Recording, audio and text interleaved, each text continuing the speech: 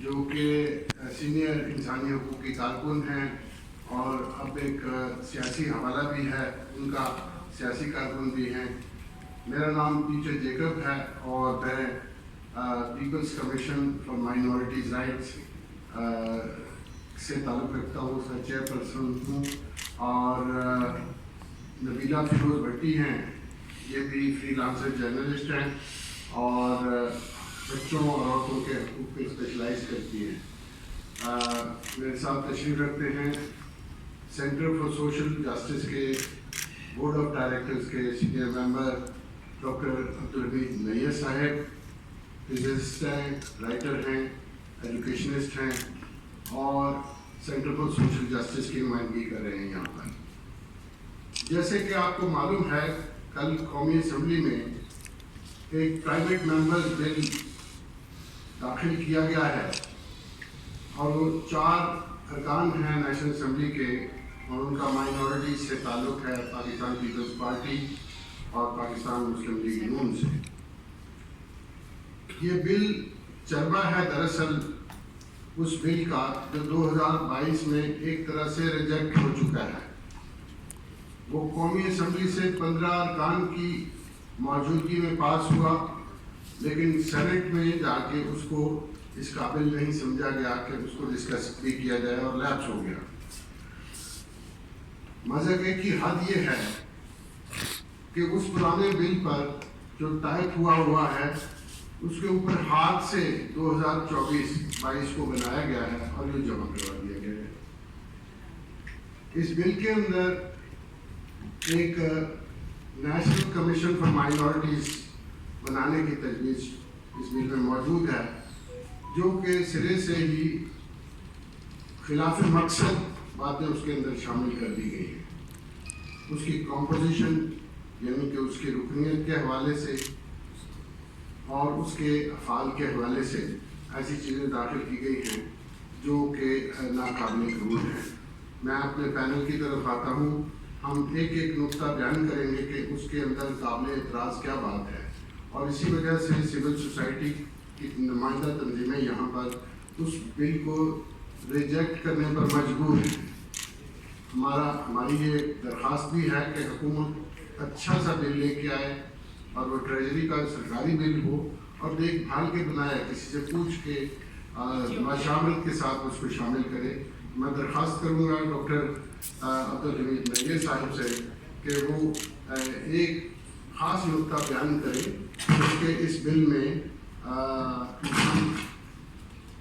یہاں اٹھائے جو اراکین ہیں، اس میں کچھ ایکس آفیشیو ہیں منسٹریز کے اور کچھ جو ہیں وہ دوسرے دفاتر کے دوسری اداروں کے سربراہ لیے گئے ہیں۔ ان میں مجھے جو اعتراض ہے وہ یہ ہے کہ کونسل آف اسلامک آئیڈیالوجی کے صدر کو لیا گیا ہے، منسٹری آف ریلیجیس افیئرس کو اس میں شامل کیا گیا ہے۔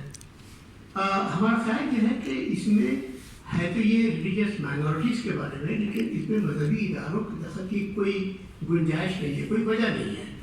لہذا یہ چیز جو ہے یہ وہاں پہ ہو سکتا ہے کہ یہ وہاں پہ اور خرابیاں پیدا کریں، کیونکہ وہ لوگ جو آئیں گے وہ اپنے ذہن میں اپنے پرانے خیالات لے کر آئیں گے جو شاید ہماری جو مائنورٹیز ہیں ان کے فیور میں نہ ہو۔ اور اس کے علاوہ انہوں نے اس کے اندر ایویکوی ٹرسٹ پراپرٹی بورڈ کو بھی شامل کیا ہے۔ ایویکوی ٹرسٹ پراپرٹی بورڈ جو ہے وہ مائنورٹیز کے رائٹس کے حساب سے غیر متعلق ادارہ ہے۔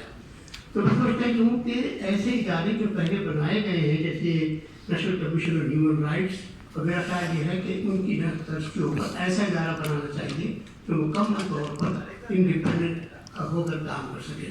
شکریہ۔ ایک تو میں ڈاکٹر صاحب کے نقطے کو آگے بڑھاؤں گی، اس پہ آرگیو کروں گی کہ یہ جو اسلامی نظریاتی کونسل کا یا اوقاف کا یا اس طرح کی چیزیں ڈالی گئی ہیں، یہ باقی کے جب ہم ہیومن رائٹس انسٹیٹیوشنس کو دیکھتے ہیں، چائلڈ رائٹس کا کمیشن دیکھتے ہیں، women of states of women کا کمیشن ہے، پھر national commission for human rights ہے، ان میں ایسا نہیں ہے۔ تو یہ بھی مائنورٹی رائٹس کا کمیشن بن رہا ہے، نہ کہ کوئی مذہبی ادارہ بن رہا ہے۔ تو اس میں مذہبی جو ریپرزنٹیشن ہے وہ مختلف مذاہب کے لحاظ سے بھی کہ क्रिश्चियनिटी के फलां फिरके से इतने लोग डाल दिए जाएं या हिंदुइज्म की फलां जमातों से इतने लोग डाल दिए जाएं, तो मुझे लगता है कि जिस तरह से बाकी इंसानी हकूक़ के इदारों में इंसानी हकूक़ के एक्सपर्ट्स को डाला गया है, उसी तरह से इस कमीशन में भी वो लोग डाले जाएं जिनका अपना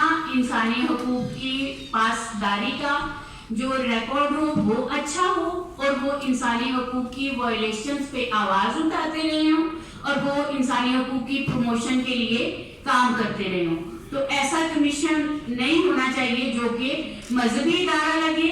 और दूसरा ये कि ये जो कमीशन किया भी गया है पेश, इसमें रिलीजियस अफेयर्स की मिनिस्ट्री के साथ इसको एफिलिएट किया गया है, तो बाकी जो तीनों हमारे ऑलरेडी इदारे हैं वो इंसानी हकूक़ की मिनिस्ट्री से एफिलिएटेड है। इंसानी हकूक़ की मिनिस्ट्री को उन्होंने अपनी रिपोर्ट या उनके साथ जो भी उनकी एफिलिएशन के साथ काम करना होता है, तो इस कमीशन को भी इंसानी हकूक़ की जो मिनिस्ट्री है उसके साथ मुंसलिक होना चाहिए, ना कि रिलीजियस अफेयर्स की मिनिस्ट्री के साथ। बहुत शुक्रिया।